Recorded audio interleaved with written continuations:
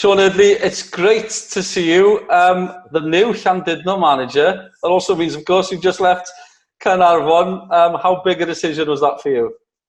It was massive, extremely difficult though, and very emotional the days leading up to the final decision. I spoke to a number of people, within the footballing circle, obviously, family and close friends and stuff. And to be fair, that their advice was warranted. It was good advice, but, I knew deep down the decision came down, with myself. And, the two major factors, I think maybe for the first time, I maybe put my immediate family first. But, secondly, that I know there are some exciting things happening at Llandudno at the minute, and they're my hometown club. So it was two major factors. However, it certainly didn't make the decision any easier, leaving Caernarfon, because, I'll be forever indebted to them for giving me my first managerial opportunity. The board have been, extremely supportive of me in various things.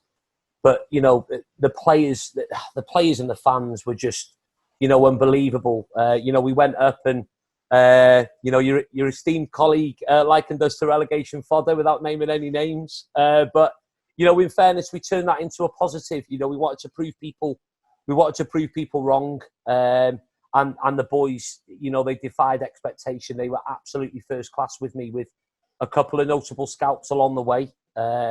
In the second season, I alluded to second season syndrome and not wanting it to set in, but I sort of knew in our first two games, when the fixture list came out and it was TNS away and Connacht at home, I thought it would give me a fair idea as to where we were, and we performed exceptionally well in them two games.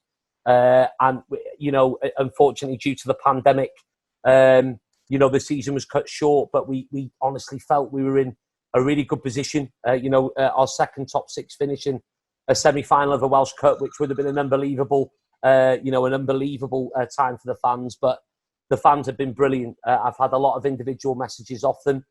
A lot of them have invited me onto the terraces, which I'm pleased to say. And it'll probably be a little bit of a change to maybe shout a little bit of abuse and maybe not get fined. So, we'll wait and see, mate, what happens with that. We'll wait and see. You mentioned earlier stuff going on, exciting stuff at Llandudno. Yeah, we've seen some changes behind the scenes as well. As you say, it seems like an exciting time to be part of all that as well.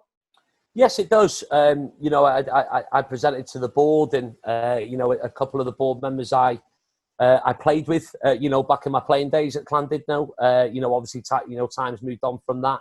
But I think, a good balance of, football people and business people. And I think that's the way, unfortunately, sometimes that's the way football goes. And, I've still got good friends that, that play in the team.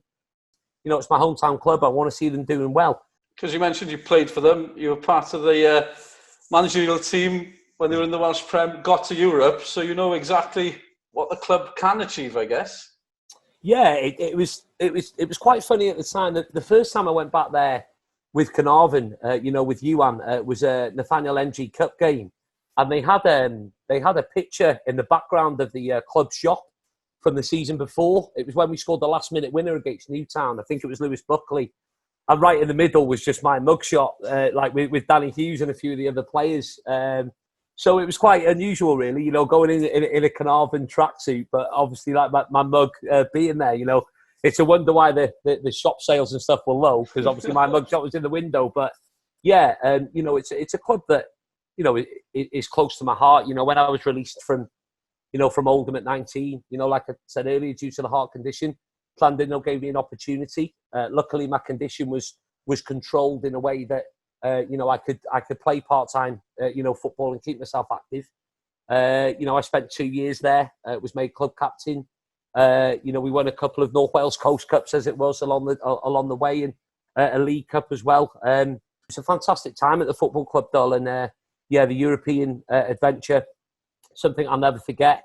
We were so close, maybe yet so far with Caernarfon, but yeah, it's onto pastures new now, and like I said, really looking forward to the challenge ahead.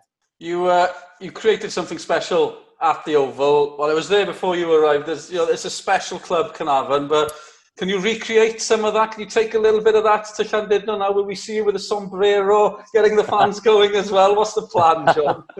Yeah, I mean, the sombrero itself was, it was an unbelievable day. But truth be told, we actually lost that game 1-0. So you guys were there.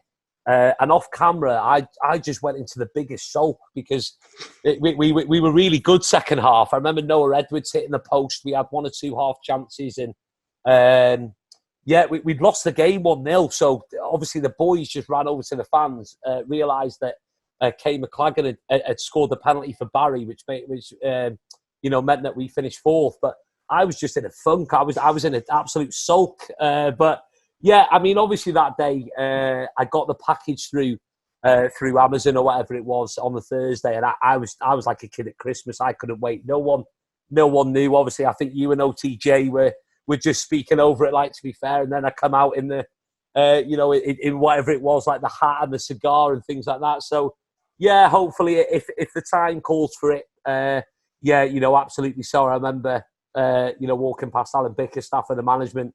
And they were just like sort of looking at me as if to say, yeah, it's probably to be expected now, to be honest. But yeah, I mean, Llandudno, seaside resort, maybe a stick of rock or something. I don't know whether they can do a stick of rock type thing. I know, the goats have been making the national news and international news. So who knows? I might be able to get a fancy dress of a goat somewhere along the line. So yeah, we'll wait and see. I can't wait. You mentioned Alan Bickerstaff, Hugh Griffiths now at the Oval, so they're in safe hands with Carnarvon. Was that frustrating for you at all? Having to take a step back now and again because with the licence and everything, other people were coming in as part of the management team. Yeah, of course. I'd be lying if I said that. It was peachy going in like week in and week out, and one thing I will say with both is, they sort of left me, to my own devices. What we built as a management team, with Fish and Reece and now Kev, like the goalkeeping coach, was pretty special. And to be fair, both guys respected that. Both had and still possess a wealth of experience. Certainly with Hugh, with the Siarad Cymraeg, heavy that went a little bit further. With the Carnarvon fans, but both, like I said, brought a wealth of knowledge, past experiences, and I sort of, as far as planning sessions go and team meetings and the final decision on teams, yeah, I mean, Hugh was happy enough for me to do that, and it was just it was taking a turn for the better, until the pandemic hit. But don't get me wrong. I hope I'm around for a number of years to come. I want to develop, down the coaching pathway.